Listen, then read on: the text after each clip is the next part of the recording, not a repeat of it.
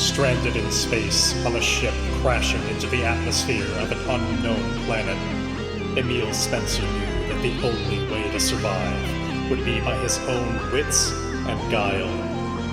He vowed that somehow he would find and slay the titanic cosmic beast that put him in this predicament, VY572.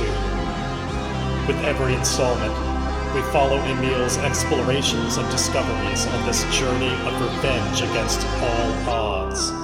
I'm Midnight Jester, and this is the Left Behind Starforge series. The journey to Taiga was a very dangerous one. There ran into many perils along the way, but last time we were actually there. We went all the way down to Vega.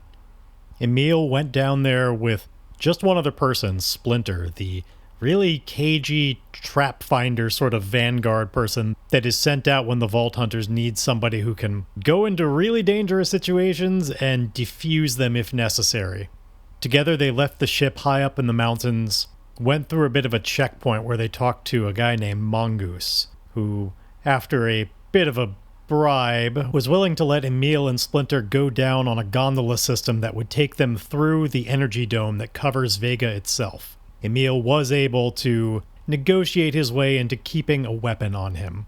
Splinter didn't have one anyway. Once they were down there, Emile took them to the warehouse where he had the power core waiting for them, ordered it, found out that there was a bit of a surprise waiting for him. Deuce had left him a message basically saying that once it was detected that Emile had picked this up, he was now going to use the fact that Emile had broken his NDA and there was audio proof of it as leverage to get him to return the power core right back to Laztec. Now, this was not a live call with Deuce. Deuce just was going to pay attention to the network activity to see had it been returned or not. So Emile told the proprietor, a man named Static, that yes, go ahead and fetch that part, load it up, I'm taking it. And then, when he had an opportunity, Emile hacked the records to show it as returned. So as far as Laztec is concerned, he returned the part. It is in their possession, even though it won't actually physically be. If nothing else, the plan was to buy him some time. Now, while Emile was in the process of trying to make good on the bribe that he promised, namely securing a bottle of some hard liquor that Static makes down here, we were just checking to see if Emile had the money to actually pay for it when alarms went off everywhere. It turns out that the energy dome over Vega had gone down. And as no small coincidence, a small army of people from the rivaling settlement of Sigil have come running towards the borders. Before we pick up from there, though, let's have a little bit of a vignette. This one takes place a couple of days ago. This is before Emile's arrival. We're up top at the checkpoint up in the mountains. And as before, the weather is very frigid and blowing around. It's blizzardy up there. It's unpleasant, just like everything outside of the dome. And there's one person approaching it, all done up in their parka, cold weather gear, all that stuff. They walk inside the checkpoint and we see that just as when Emile was there, it's Mongoose behind the desk. Back then, the heater wasn't working. He's got his arms crossed and shivering, trying to keep warm. Mongoose looks up, and his eyes widen a little bit when he sees this person because he recognizes that this is not somebody from Vega. This is somebody from the Society of Sigil, the at least semi-nomadic group of people that also live on Taiga and frequently are in a bit of a battle with Vega over salvage rights to the giant ship that crashed down on the planet. They're in a bit of competition for it. Now, this is not the eyes widening of alarm, more that this is something notable. Mongoose says to the man on the other end of the counter, "I was not expecting the arrival of any of you today." And the sigil person, the sigilite, I suppose? The sigilite says on the other end, "Yeah, well, it's happening today." Today? What? You? Just you? Figured when the day arrived there would be an army of people coming. Just one person. Well, you don't have to worry yourself with all the details, but we've got a plan. And I'm the only one who's needed. So, go ahead and open those doors up. Well, I can't simply open the doors up. You do have to submit yourself to a scan, otherwise the doors won't open. And Well, if you have any weapons on you, they're obviously going to trigger the... No, don't worry about that. I don't have any weapons on me. It's no problem. It steps right onto the scan, and it goes through, and indeed, like, this Sigilite is... They're just dressed in clothes. They don't have any particular contraband on them, anything like that. And it's just going to be you? Just me. Well, for now. When does it all go down? Hard to say exactly how long it's going to take, but you'll know when the moment happens, and when it does, well, if you're up here, you'll be fine. If you're back down there, try to get back up here. That's all I can say. Mongoose notes all this, and we see him start putting into the computer, in addition to the commands to opening up the door, he submits in a request to basically, like, he's looking to do some overtime, so he's volunteering to stay up here longer than he ordinarily would. Like, he's covering the next few days when he wouldn't have to. That ought to cover it. And we flash back to the present, and, well, first things first, I'm going to give myself the +1 momentum for doing that vignette. We are now maxed out at 9, and in the present, we are back in the warehouse with Emile, Splinter, and Static. Everybody's looking around as the alarms are going off, and Static, putting no second thought behind it, once he realizes what's going down, slams a button underneath the desk, and things start happening around here immediately. All kinds of metal shutters go down from the outside, clicking into place and locking them in here. The hollering they were hearing before is now distant, if audible at all.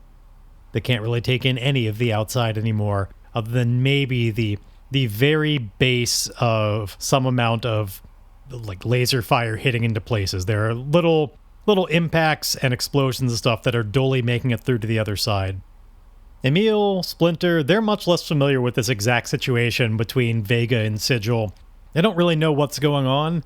They heard the alarm, certainly, but they're not aware of the fact that, like, they can't see that the dome is down. And they certainly can't see it now that the shutters are closed. So Emile says, "Wait, what the hell's going on? What are you doing?" "Oh, no. This is not supposed to be happening. This was never supposed to happen. I mean, we had the plans in place just in case, but it was never supposed to actually come up." "What is not supposed to happen?" Emile, like, shaking him by the shoulders. The dome, it was the Sigilites. They're a menace. They're a mayhem to all of our truckers that go back and forth, all the people who have to go to the ship, but we were always safe in here. That was the idea. The dome would keep us safe, but the dome has gone down. Don't you understand? We're all vulnerable in here. In fact, this building, this one right here, I mean, this is what they must want. I mean, we have all the things, the salvage that they're trying to take. It's all kept in this building. We have to hold out. We have to hope that maybe they'll be driven off, but they're coming. They're going to be coming here, Emile, and so it would appear that our fates are intertwined. I hope you have nowhere you need to be, because we are going to be trapped here for a little while, and that's if we're lucky. How long do you expect that all this, the defenses you have around here, how long can they hold out? I don't know. I've never had to use them before. Hopefully a long while, but I don't know what they've come to bring. What they've always been able to outmatch us. When it comes to weaponry, I mean, they have us beat. I don't know what they might have in store.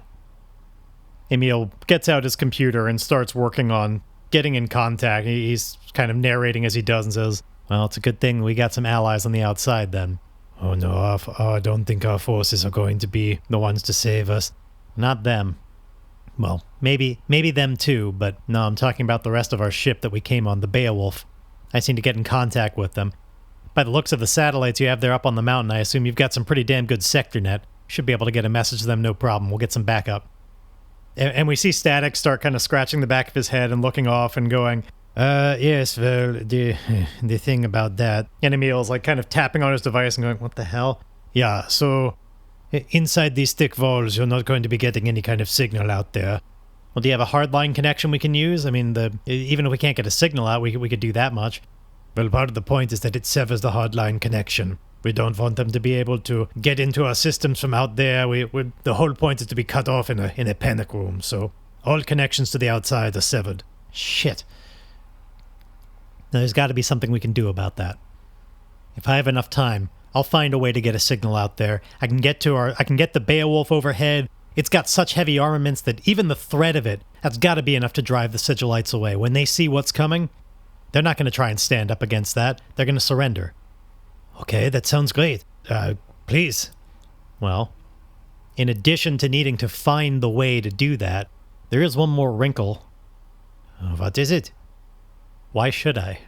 I mean, I don't know the Sigilites from you guys. I got no particular reason to side with either of them. You know, probably a lot easier for me would be to just override the shutters that you've got around here, lift them back up, let them in. I've got no sides in this battle. I'm sure if I did that, I could make a deal with them. They'd let me away. That's the path of least resistance, so if you want me to go out of my way to help you, I need to have it be worth my while. What do you have in mind? Well, this whole warehouse is filled with all kinds of amazing finds salvaged from a giant ship. It just so happens that the ship that we came on, well, it's kind of running a little bit low on supply as it is, so we're definitely going to want to have to resupply from what you've got on here. Done. I mean, that's losing some amount of this would be far preferable to losing all of it. Is that all? No. In order to do this, I'm probably going to need to work through whatever you got over there in inventory and probably cobble some stuff together. Anything I put together, I keep. And I don't want any questions about what I'm putting together. I need to be left alone. This is going to be a compel roll, to at least to get all of that. Let's see. It's definitely just bartering, so we're going to do this with heart, and we get... Okay, a weak hit. So they'll do what you want or agree to your conditions, but the agreement comes with a demand or complication. Envision the counteroffer and take +1 momentum. Well, we can't get any more momentum, but the important part was just agreeing to the conditions. So let's see, the counteroffer, the demand that he makes. I think he's good with Emile. The counteroffer is Emile can take like anything that he makes that he can carry with his own hands. Because he doesn't want Emile taking like big, valuable, huge pieces of salvage or anything like that, or making a claim like, hey, I modified this slightly, now this entire engine is mine or whatever. But if he puts something together and it's small enough that he can just carry it himself, he can take it. Emile just says, all right, why don't we make this official then? I swear on iron to get a signal up for reinforcements, which should drive off the Sigilites. If in return you restock the Beowulf from the supplies here and allow me to take whatever salvage is required for me to put together any devices I need in the process, provided I can carry them. And Static certainly is a man who's like, yes, of course, let's on with it. We only have so much time, I'm sure. We're going to swear this iron vow, though. It's just going to be a troublesome one, because it's really just about getting the signal. If he can pull this off, now it may get more complicated. If he fails, it may not be the route that's workable, but this is really just about getting the signal out to the Beowulf. And if he can pull that off, right now, it's troublesome, but there's a clock on it because they are indeed, we can hear them now working from the outside. There's going to be a relatively short clock on the ability to try. So let's make that quest. Sorry, vow. Let's make that vow. It's the quest's legacy track, which was on my screen at the time. Okay, so vow to get a signal out to the Beowulf for reinforcements. That's the short version. So it's troublesome, but just in order to make sure there's enough tension, we're going to make this only a 4-segment clock. That way, it represents that indeed, they are trying to get in here pretty directly, and they've got good armaments to do so. Emile is not going to have that much time to mess around. Yes, the armor on the outside is going to stall them, but he needs time to come up with things himself. So, let's swear that iron vow. It's a heart roll. We are not swearing it to a connection or a bond, so it's just a plain one. And we get... Okay, it is a weak hit, and even with our maxed out momentum, we actually can't improve that even if we wanted to, so we have more questions than answers, which kind of makes sense. We really, we don't even know what all's in the inventory to work with. It's a big, there's nebulous, lots and lots of stuff in here that could be of use. It's a salvager's dream, and so if you're trying to ad hoc a device, but there's just so much of it, it's where to even begin. Take 1 momentum, which we can't, and envision what you do to find a path forward. So I think the first thing then is that Emile is going to need to look through the inventory to figure out what is he working with. So we are going to do a gather information roll as we try and figure out what do we have here. Now rather than him literally going through the warehouse and looking through it all, he's functionally doing that by just looking through the computerized inventory. He can search through, it can be a little bit faster. It's still, I'm going to rule qualifying for my scavenger move of when I gather information by scavenging a wreck, ruin, or abandoned site, because it kind of is. This is the stuff that was already scavenged from a wreck or abandoned site, and he's now looking through the inventory of it. So it's like, it's kind of the same thing, but his experience as a scavenger is helping him look for the specific stuff of value for his particular purpose right now. So that's going to allow me to add +1 on this and take +1 momentum on a hit. So let's do it. Gather information with a +1, and we get... All right, it's a strong hit. And would have been without that, so like we have a very solid strong hit. So we discover something helpful and specific. The path you must follow or action you must take to make progress is made clear. Envision what you learn, then take +2 momentum. Sadly, again, that's like 3 momentum on this that we have to just let burn over because we are maxed out right now.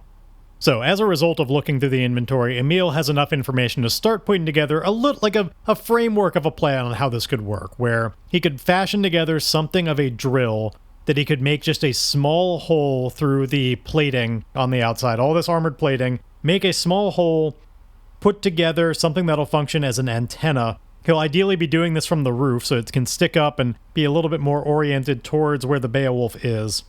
So if he can make a drill and make a small enough antenna to go through this tiny hole that'll stick up, hook it up to his comm link, send a signal out, he should be able to get in communication with them and then convince them to come and do this thing. Those are the steps of the plan, but it's going to require him to fashion some devices, because at the moment, he doesn't have anything that could function as either of those two things. So we're now going to use the different part of Scavenger right now, because we're going to try and secure an advantage to cobble together an ad hoc tool, device, or weapon. So this first one is going to be the drill. So the idea is that Emile is going to find like old engine parts and stuff, like anything that would be spinning around on a kind of rotor like that. He could get that. He'll get like a high-performance engine that can spin super fast. And then at that point, he's looking to just attach it to kind of scrap things that don't matter. He expects to burn through a number of rudimentary, drill bits, things that are just roughly the right shape to be able to spin and start making this hole, pieces of rebar or whatever, like just whatever he can use, just wearing them down one by one to just get through and make this hole, because it's thick what he has to get through. And so basically the device is supercharged drill. So let's do it. We're going to secure an advantage. And because we are crafting equipment or technology, our gearhead is going to give us a +1. So let's do it. This is wits with a +1. Secure an advantage, and it says... Okay, a weak hit that again we can't make better with momentum because the top challenge die was a 9. But it does mean we succeed. And on a hit, it allows us to make a +1 when we're using this device. So we have our drill. He starts taking some things apart, and it's this good drill. But because it's ad hoc, as you know, anytime if we're using it and we roll a 1 on the action die, it's completely broken. And maybe that'll represent that it just worked through the drill bit. Like this is just with its 1 that's like not the most ideal, but it'll do for now. So we'd also, because it's a weak hit, get to either take 2 momentum or a 1 on our next move. Well, I don't need the momentum, so let's definitely do the 1 on our next move. So cumulatively, we're going to have a +2 on this. So might as well you do it now. So Emile has this drill. We need to be able to get this hole up in the ceiling, though. And this is a big warehouse ceiling in here. Let's see. I'm going to ask the Oracle real quick. Are there catwalks or something that allows you to get up top easily enough? I'm just going to put a 50-50 on this. Is there already a system by which you can easily access the ceiling without having to get a ladder or something? Like it's already set up. 50-50, and it says no. There's no way to do that currently. We got to get up to the ceiling. We got to make that, or you pile stuff together, do something to climb up. And oh man, I wish that Emile were currently using his magnetic suit. He could just like walk up, but he's definitely not wearing that right now. Let's see. If I make another move, we're going to use up the +1 on our next move, but I guess we're going to have to, because Emile needs to find a good ladder or something he can use. So this is just going to be, well, let's see if Emile can do kind of one of his old tricks. He ran through it in the past, but maybe we can make another one of those kind of like hover belts that he made in the past that's got enough thrust on it that he could just send himself up there, have general mobility. This one is going to be a little bit more supercharged. That one was more good like out in space, where you weren't dealing with a lot of gravity pulling you in any particular way. This one is going to be good enough to indeed, like on planet, be basically like a jetpack. So the reason we're getting help on this move is we've been looking through enough supplies in the process, digging through. We've got a better idea of where things are. And Emile starts putting this together through stuff that he's seen around, like things that were near the engine, fuel lines and stuff that he could get to just give himself enough thrust for the moment. Let's do it. So this is another secure an advantage to make an ad hoc tool or device. Once again, Gearhead is going to be helping us. And let's do it. So secure an advantage, wits with a +1. Oh, sorry, with a +2 because of our... Well, it doesn't actually matter. I rolled a 10 on one of the challenge dice, so we were only able to get a weak hit. But I forgot to give myself the additional +1. Again, doesn't matter. But we're successful. I will once again go for the +1 on the next move as we get out of the secure an advantage. And again, we have another device that on a 1, it's going to break. So let's do it now. Emile, he puts on this belt. He's got his drill. Going to power it up in both cases and fly up towards the ceiling. Try and drill this through. Now this, I think, has got to be an iron move, right? This is brute force. This is a face danger with strength, endurance, or aggression. It's not from him specifically, but it is, it's just taking a big ass drill and drilling through a thing. You could argue for wits, but I've been that nice to myself too many times now. We need to have at least some kind of feeling that there might be some danger here. We do at least still have our +1 on this move, so it's going to be iron with a +1. Technically a +2 on this because we are being aided by the item. Or, well, technically we're being aided by 2 items, but one of them is just making this possible. The other one is really what's helping the drilling. I mean, they're both making it possible. But only one would theoretically break if I rolled a 1, so we're just going to accept the +1 from one of the devices and say that it's the drill doing the heavy lifting, and it's the drill that would break if we roll a 1. So let's face danger, iron with a +2. Once again, that's because the device is helping us with 1, and our previous secure an advantage is helping us with 1. We get... Okay, a strong hit. It was indeed that additional tool +1 that gave it. It does not break. We roll a 4 on our action die. So we're successful and take 1 momentum, which, yeah, we're getting so much theoretical momentum. I keep waiting to be able to just have a good reason to burn it so that we could be gaining this again. But no, I'll just have to take all this success instead. So yeah, Emile successfully, he doesn't run through any of the devices. It takes him a little bit of time, but this thing just spins so fast. It makes a lot of heat. And so it's almost like it's not just the filing away the metal, but it spins, the bar in there gets so hot, it starts just melting its way through the plating as well. So eventually Emile does have this it's like a couple of fingers wide, I'd say, sized hole that have pierced through this plating in the roof. They have an opportunity to get outside. So he touches down because he still needs to get the antenna working. I'm going to give us our first bit of progress on getting the signal out, because that's a major part of it. Now he just needs to craft together an antenna, something that would be of the right kind of dimension and everything. This shouldn't be all that hard, and it's certainly going to be the same sorts of moves we've been making in the past.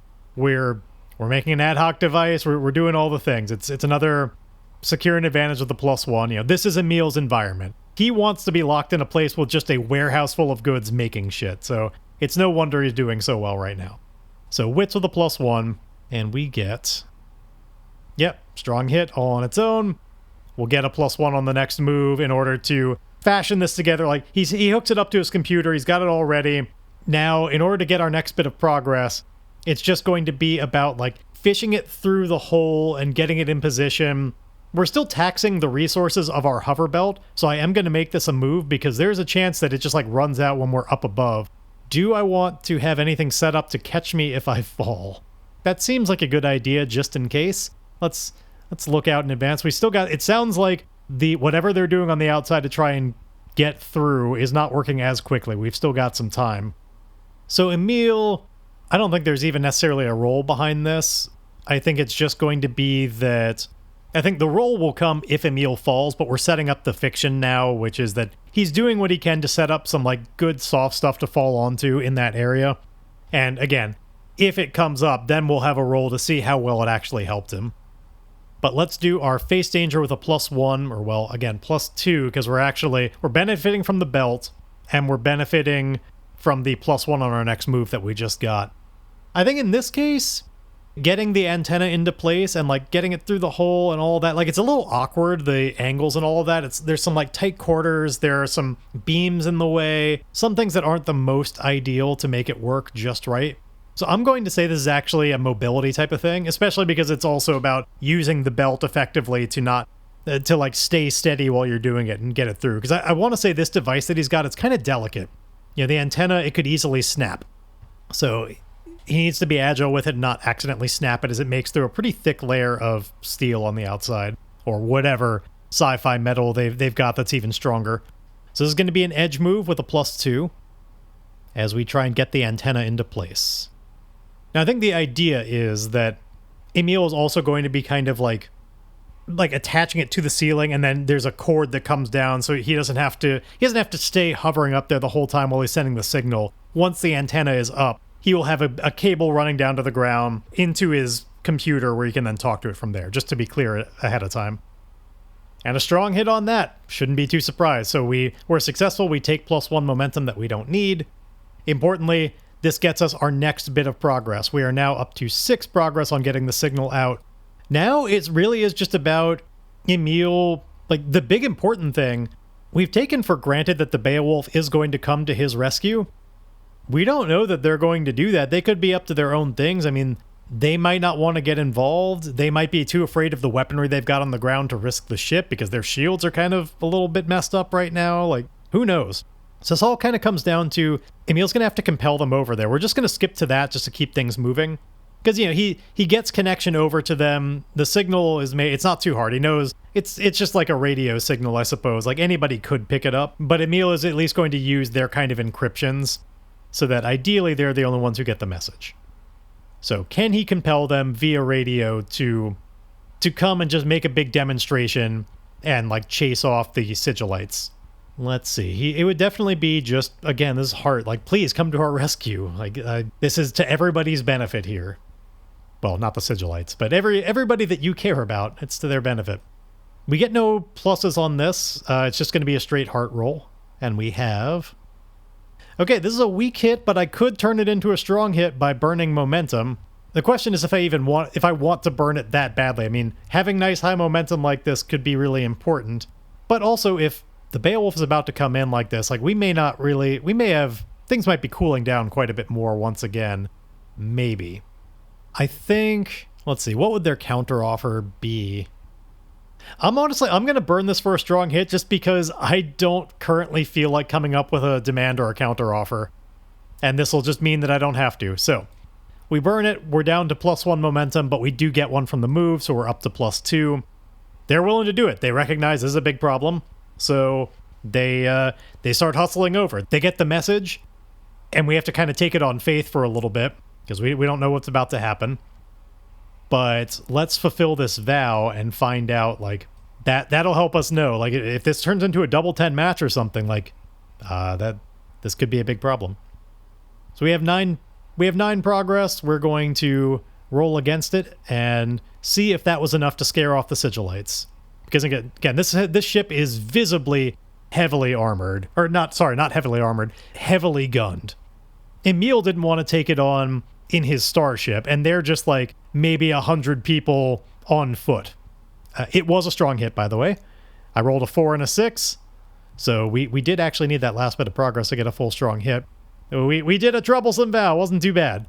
So we get 1 tick on our legacies, which is enough to get a new Quest Legacies box, so I've now got 3 experience to use, which is pretty sweet. Importantly, we get to move this narrative forward. So I think we can really handwave over a lot of this and move forward that, you know, the Beowulf comes in is enough to chase off everybody.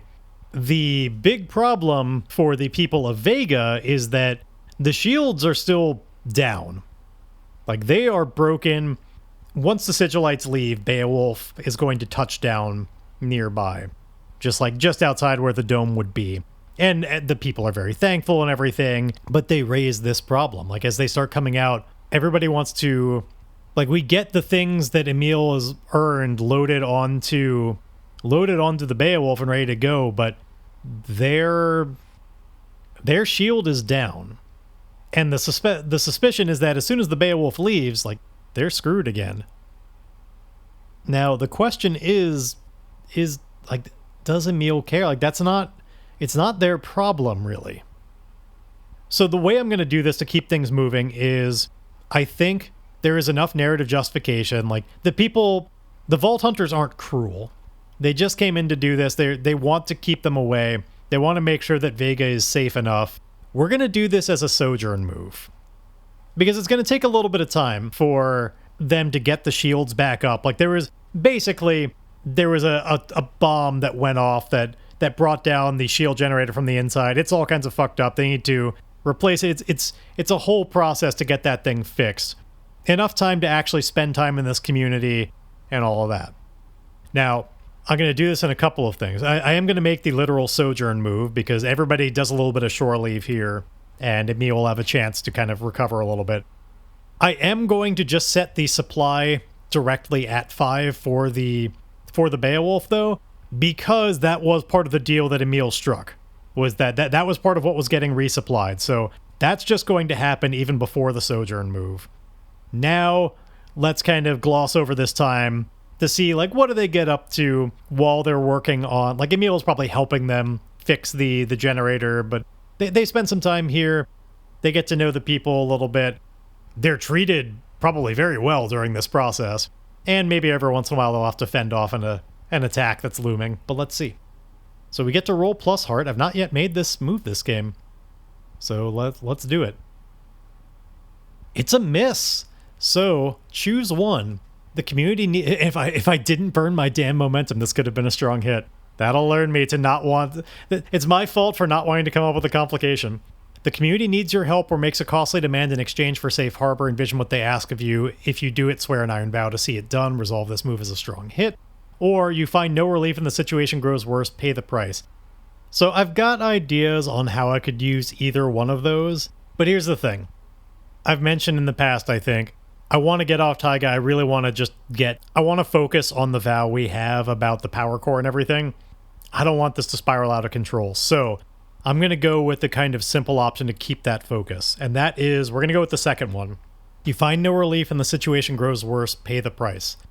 The price in this case is that they can't actually stay. They're not able to do the sojourn because it's kind of what I was talking about, where the Sigilites actually come back with, like, now that they know this ship is here, they come back with better weaponry designed to just, like, it won't necessarily take down the ship, but it could do enough damage that it forces the Vault Hunters to consider, like, is this worth it for us? Like, we have other priorities right now, and it could cause enough damage quickly enough that it could be the end of our ship, and then we'd be stranded here. Like, it would truly become our problem. So the way that's going to look in the fiction is, you know, basically sometime towards the beginning when they've maybe made a little bit of progress on figuring out what the problem is with the shield generator and starting to concoct a plan on fixing it, but like before anything significant has really been done. Like, they are far from the shield being back up. Clearly, they would still have to be here for many days in order to make that happen.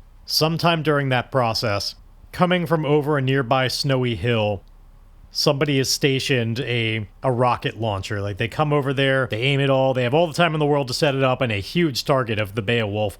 They fire this incredible rocket that just hits right into the side of it. And I think in particular right now, because it's not in flight, the Beowulf, it may not even have its shields fully powered or powered at all. And so this slams into it really hard. I think this is no ordinary rocket as well. Like, it's supposed to be a ship killer. This was meant for this job. And so as part of the pay the price, I'm going to have it deal some significant damage to the Beowulf. I'm thinking, honestly, something like 3 damage to the integrity. It may even wind up being battered as a result of this, because its integrity right now is only 1. So we're going to do that. We're going to have it suffer. We're going to have to withstand some damage right now as I bring the integrity down to 0, and then we've got to bring our momentum down as a result of the extra, the overflow on this. So I bring that down by 2. And, all right. Let's withstand damage. We'll just have to roll with a full-on +0 because that's what our integrity is. Ow, we actually got a strong hit with a match. It was a double 1 on the challenge dice. I was not expecting that, but alright, strong hit with a match. A really tiny baby match, but at the very least, we're clearly not going to actually get battered by this, and that's nice. We could use that. So we can choose one. If it's not battered, which it's not, we can take one integrity back, or we can ride it out for one momentum. I'm going to take the integrity back. So clearly, like, there was enough shields to indeed withstand this hit and disperse it all. It probably, like, dispersed it out to the sides and really wrecked some nearby buildings. Since the damage couldn't go through, the concussive blast is devastating on the town, and people have to hide from it and everything. Probably a number of people got wounded from it. But recognizing that that was a possibility, and that they may be back with more, that kind of forces the hand. Now, for the match itself, I'm going to keep this simple. I'm just going to allow myself to take I'm going to take that momentum back that we lost from the move. It's 2 momentum, which is maybe a little generous for a double 1 match, but whatever. The whole point is that the shields were up enough to actually disperse that. I think it knocked out the shield, though, so like they couldn't take that again.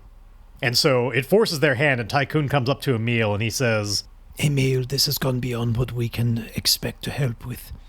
There's no time. It's too dangerous. We must get out of here. Get on the ship. We're making our way back to the Outlands. So, in theory, Emile could stay behind, but, like, he'd have to kind of fight off there's no way he'd be effective. They would seize him. He could try. It wouldn't go well. And so knowing that he's abandoning all these people, recognizing that, like, yeah, Sigil is definitely taking over Vega. Vega is not going to be able to hold off against it. They're leaving. They're not going to be able to repair the shields in time. That's just what's going to go down. And who knows what's going to happen as a result.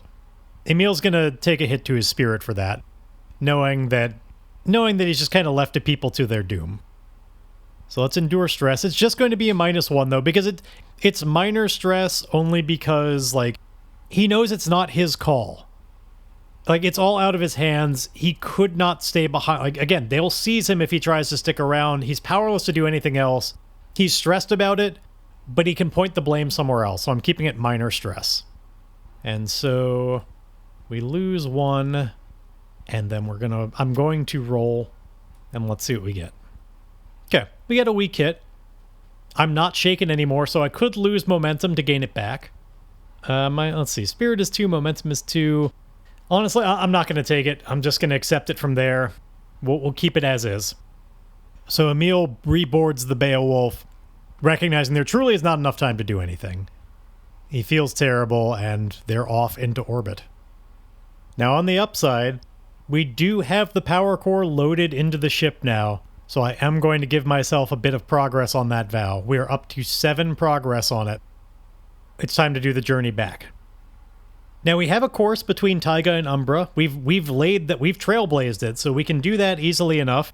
So I'm just going to do this as a set a course move. We're following that along. We've got our full supply right now, so it's like the best time to do that. We're setting a course.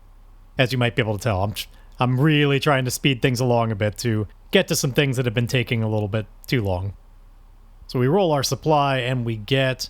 Oh, such an incredible strong hit. We actually got an 11. The action score is capped at 10, but we rolled a 6 with that +5. We get a 10 with an asterisk on it against a 4 and a 1, so a strong hit. We get all the way back to Umbra with no problems. The situation favors you. Take +1 momentum. Sweet. So we get... Our momentum goes up to 3. Now, the situation favoring us... That suggests to me, because Umbra was right there at the blockade.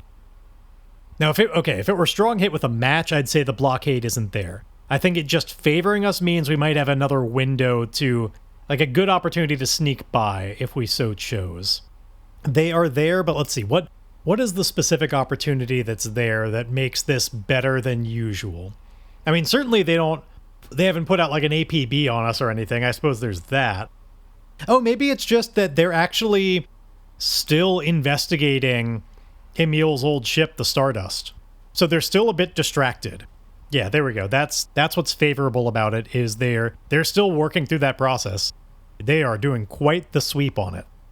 So we could just try and do the same thing again, as far as, like, getting ourselves coasting towards the sun, try and stealth our way through here a little bit. Now, we don't have a lot in the way of momentum to do that, but we could try and set ourselves up a little bit here. make some kind of preparations. Let's see. Maybe maybe we could have a way to try and make it seem like a more imminent threat again. Because, like, it's been several days or however long, like, they're investigating it, but it's no longer the, like, oh, everybody's attention here right now. Like, eventually people started kind of going back and being a little bit more of a blockade. But Emile is in signal range now. At least, like, if they could send a tight beam over to it, he could reestablish communications with the way his computer could, like, send controls to it. Oh. What if he remote control, like, started making the ship fly somewhere else to really confuse them? Now, you'd have to be careful. Like, they might be able to trace that signal back and find out it's coming from the Beowulf, but that might well be worth it. So let's do that. Let's secure an advantage. Emile's going to try and remote control the Stardust with his tight beam communication connection to it from this advantage point to be able to just try and be utterly confusing, lead them somewhere else. Maybe even, like, flying it so that it's going to, like, hit parts of the blockades that they have to, like, fly out of the way in order to make room. And while they're dodging it, they can once again send the Beowulf through with all the, like, power shut off and everything and hopefully not be noticed. Yeah, I like this version of the plan. Sure. So in this case, we are going to do a couple of things.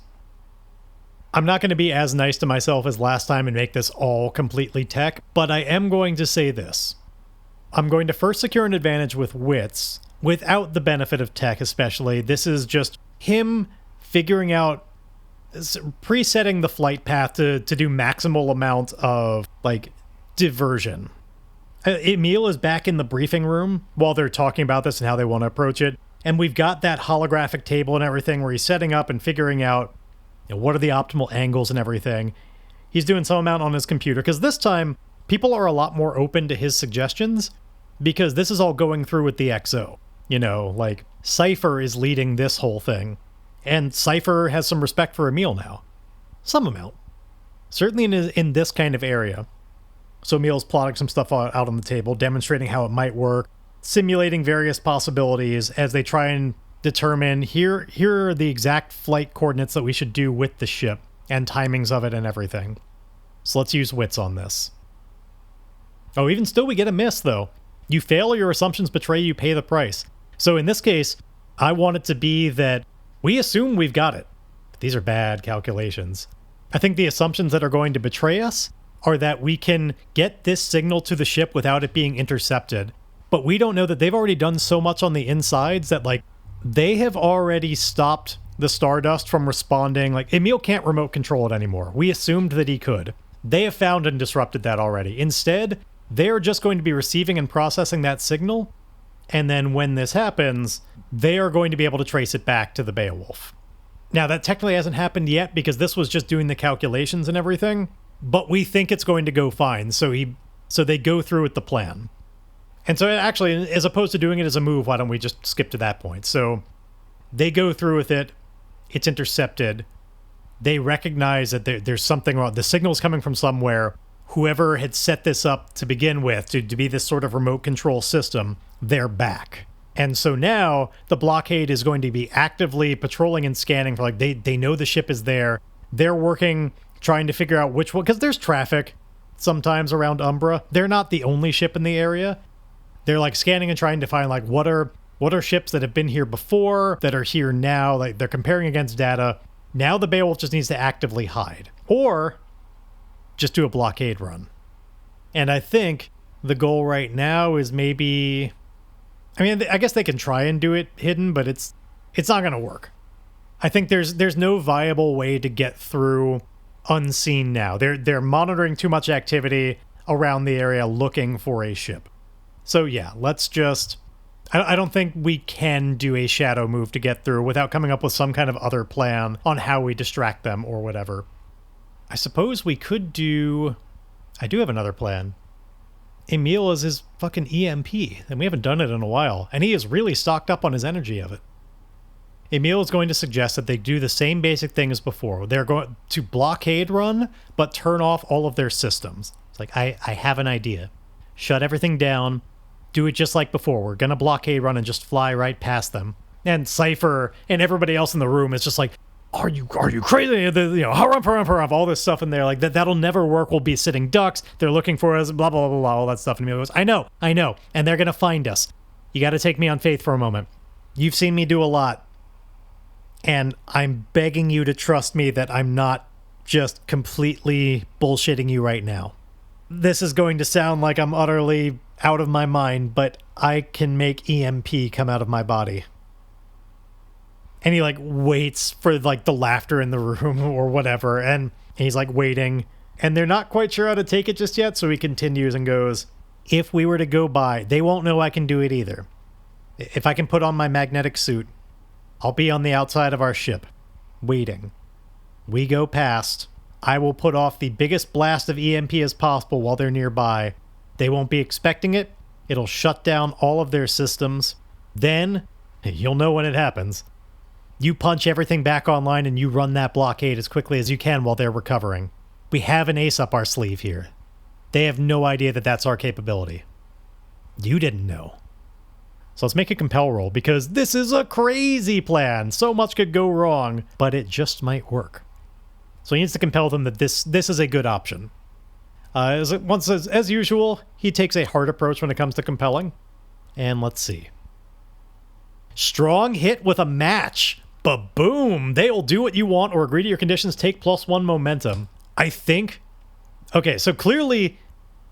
It's almost like there's a slow clap or whatever. It's just like the recognition of like, this guy right here, like, talk about your out there plans. Like, he has won Cypher over even more here. I think that's part of the big match here, because it's only a double 3 match. Cypher has like her arm around him at this point. It's just like, get a load of this fucking guy, right? You have no shortage of ways to try and get yourself out of a corner, do you? And Emil's kind of almost like blushing a little bit and goes, well, I mean, he'll talk to me after it works, but I try. And like, so I think the match is just going to simply represent that, indeed, Cypher specifically, but also the crew in general, is really starting to come more around to Emile and be like, this is a very capable person. Now, they're not completely not everybody is completely convinced that he is a good person, but definitely that they should listen to him and that their interests align right now. Everybody is more convinced of that, basically. So let's pull this off. We've got a little bit of momentum. Emile puts on the magnetic suit. I think, why don't we have the mobility belt on it just in case? He'll use that little ad hoc device in case we need it. And I'm going to secure an advantage now by... Emile is going to set up... He's going to help them set up a system by which they can come back online and run the blockade as quickly as possible. Basically just like one quick switch that will... The processes are prioritized in such a way as to get them moving immediately, basically. It'll maximize their chances of running it well. So this is going to be a tech move, just optimizing the systems. So this is wits with a +1, and we get... Okay, it's a weak hit, though this is our tech move. We could re-roll it again with a +2, and you know my policy on that. I mean, like, the odds are really good that I'll at least match what I had before, so I kind of might as well. Let's try it again. Wits with a +2. Indeed, we matched it. We didn't do any better, but we did get a weak hit again, so whatever. So we can either have the momentum or a +1 on our next move. In this case, let's say this is momentum. I mean, we're building it up here. We're getting ready to go.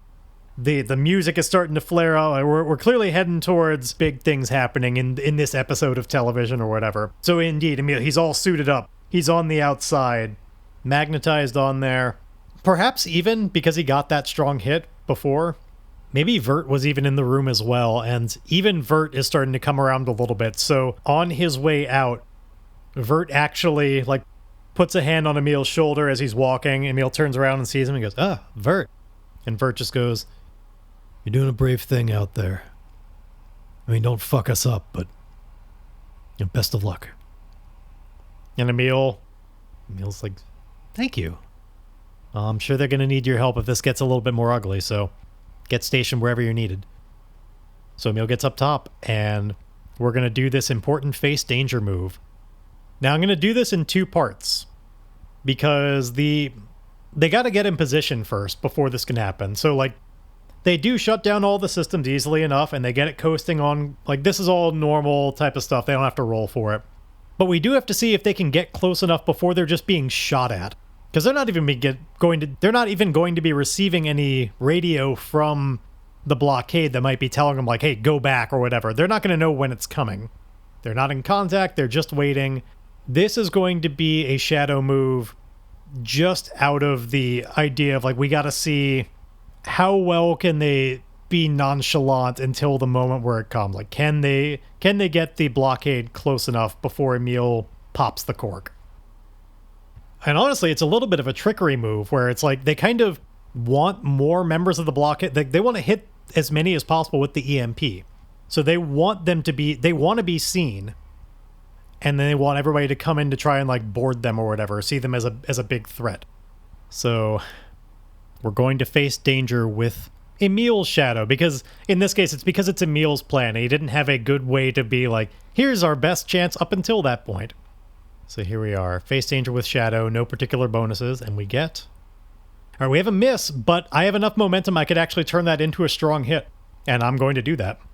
So there we go. We reset down to 1 momentum, but we get 1 more out of the strong hit, so we get into position.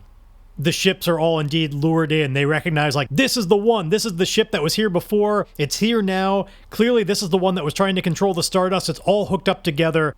Whoever stole the Stardust is on board here. Like, this is what they're all convinced of. They're all coming in, ready to, like, it's not responding to their hails or anything. They think it's about to do something tricky, so they are arming their weapons and everything, making a very threatening display and getting in, like, pulling all the ships in to be as threatening as possible. It is successful in that regard. The lure works. And then Emile sees his moment, and he's going to do a face danger with, God, what would this be? I guess it's kind of an iron move. This is strength, endurance, or aggression. Like, it's basically just a straight-out attack.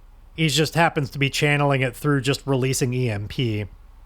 So I think iron is the most accurate thing that we're doing here. But because we're using our reflavored Firebrand asset, we're using that, so when we make moves aided by this energy to attack or overcome obstacles, add +2 and suffer -1 fire. Fire is the name of the meter in Firebrand. We suffer 1 EMP, so that EMP meter is down to 3, and we're now making an iron with a +2. Let's do it. Now we don't have the momentum to lean on. And it is a miss. On a miss, you fail, or a momentary success is undermined by a dire turn of events. Pay the price. The EMP is released. It coats all of them so well. All of their systems go offline. There's celebration on board, but then they immediately kick right back on.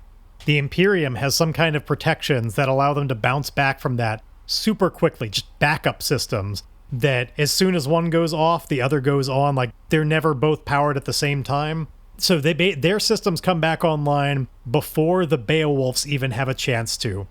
They're ready, their weapons are hot, they know they were just attacked, and they are going to start firing. But as for the fate of the Beowulf, when they are in a straight-up fight with the entire rest of the blockade all lured into this position, and all while the Beowulf is coming in with only 1 integrity on an already damaged starship? Well, that's a question for next time. You gotta love it. I thought it was a pretty cool plan. I was looking forward to seeing it work, but honestly, I'm even happier that it didn't. I love when there's the idea of it. We all work up to, like, this is the way. Oh no, sudden change of plans. Now, one thing I am going to do between this and next time, I do now have 3 experience, and there's an asset that I would love to purchase, and I'm going to do it now. I'm going to take the path of the Fated. This is probably a little bit late coming, but this is one that'll give me an ability. When I work on my background vow, I also get Quest Legacy track stuff, and since this is a game that I would like to start making even more focused on specifically the VY572 progress, I want to get this. It'll push us towards working on that, and there are some other things that we can unlock on there that help allow us to survive long enough to get to that point. I think what this really represents is, if we go back to the encounter with the Star Child, This is when we really should have picked up the Fated asset, but it represents that. The Star Child, as we recall, moved the very stars in the sky to change Emile's fate, making it so that he would not survive it. He would not survive his attempt to kill VY572, and yet he committed to it anyway. So I'm going to pick this up, especially because at the very end, when you fulfill your vow on the background vow, your fate is at hand. Take an automatic strong hit, and envision the final sacrifice that brings your story to an end. Now, will that be Emile's death? I don't know. By the time we get there, maybe that'll be something else. Maybe his fate will have been changed again. We'll just have to wait and see. But for now, play me out, music.